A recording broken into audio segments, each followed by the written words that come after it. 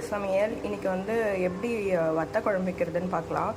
அதுக்கு தேவையான இன்க்ரீடியன்ட் என்னென்னா மிளகு, சீரகம், கடுகு, சின்ன வெங்காயம் எடுத்து வச்சுருக்கேன், பூண்டு, மஞ்சள் தூள், மிளகாத்தூள், உப்பு, தக்காளி, கருவேப்பிலை, புளி 2 லெமன் சைஸ் கரைச்சி வச்சுருக்கேன். இது வந்து நீங்கள் வீட்டில் நீங்களே ட்ரை பண்ணுறது இருந்தாலும் ஓகே தான். நீங்கள் ட்ரை பண்ணி பாருங்கள் இந்த ரெசிபியை பார்த்து. இல்லைனா வந்து நான் ரெடி பண்ணி ரெடிமேடாக வத்த குழம்பு கொடுக்குறோம், வேணுன்னா ஆர்டர் பண்ணிக்கோங்க. அதில் நம்பர் இருக்குது பாருங்கள், அந்த நம்பர் வாட்ஸ்அப் நம்பர் கொடுக்குறேன், அந்த நம்பருக்கு கால் பண்ணி ஆர்டர் பண்ணிக்கோங்க. இப்போ 100 ml எண்ணெய் வந்து நல்லெண்ணெய் ஊற்றி வச்சுருக்கேன் பாத்திரத்தில். இப்போ இதில் கடுகு போட்டுக்கலாம். கடுகு, வெந்தயம், சீரகம் போட்டு பொரிஞ்ச உடனே பூண்டு ஆட் பண்ணிக்கலாம். பூண்டு கொஞ்சம் நல்லா ஃப்ரை ஆகட்டும். ஃப்ரை ஆகினோடனே சின்ன வெங்காயம் ஆட் பண்ணிக்கலாம். பூண்டு பார்த்தோன்னா ஒரு அளவுக்கு ஃப்ரை ஆகிடுச்சு. இப்போ சின்ன வெங்காயம் சேர்த்துக்கலாம். சின்ன வெங்காயம் வந்து கொஞ்சம் ஓரளவுக்கு வதங்கினதுக்கு நான் காமிக்கிறேன் எப்போ தக்காளி ஆட் பண்ணணும்னு சொல்லிட்டு. இப்போ கொஞ்சம் எடுத்து வச்ச 2 ஸ்பூன் கல் உப்பு, தக்காளி, கருவேப்பிலை வந்து ஆட் பண்ணிட்டேன். இப்போ இதை நல்லா மிக்ஸ் பண்ணி விட்டுப்போம். வெங்காயம், தக்காளி எல்லாம் வந்து நல்லா வதங்கிடுச்சு.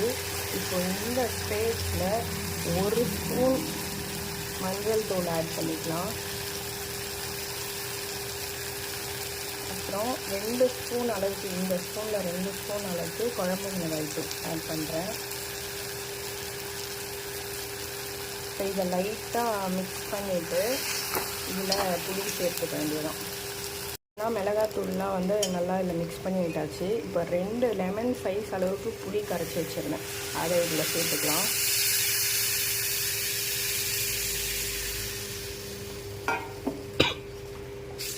இப்போது இதை வந்து அப்படியே க்ளோஸ் பண்ணி ஒரு 10 நிமிஷம் அப்படியே மூடி வச்சுருவோம்.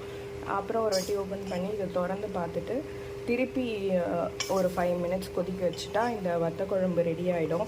இது வந்து ரைஸ்க்கு சூப்பராக இருக்கும், இட்லி, தோசை இதுக்கும் நல்லா இருக்கும். இதை நீங்கள் 1 மந்த் வரைக்கும் வச்சு யூஸ் பண்ணலாம்.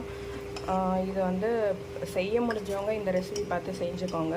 பண்ண முடியாதுன்னு நினைக்கிறவங்க வாட்ஸ்அப் நம்பர் கொடுக்குறேன், அந்த நம்பர் கால் பண்ணி ஆர்டர் பண்ணிக்கோங்க. ஒரு 10-15 நிமிஷம் கழித்து குழம்புல இருக்க எல்லா எண்ணெயும் திரிஞ்சு வந்துடுச்சு பாருங்கள், சூப்பராக இருக்குது. இது வந்து ரைஸ் கூடயோ தோசை கூடயோ இன்ஸ்டண்ட்டாக ஒரு இட்லி கூடயோ வச்சு சாப்பிடலாம், சூப்பராக இருக்கும். உங்களுக்கும் இது தேவைப்பட்டுச்சுன்னா ஸ்க்ரீனில் வாட்ஸ்அப் நம்பர் கொடுக்குறேன், அதை பார்த்து ஆர்டர் பண்ணிக்கோங்க. தேங்க்ஸ் ஃபார் வாட்சிங் நேயர்கள் சமையல்.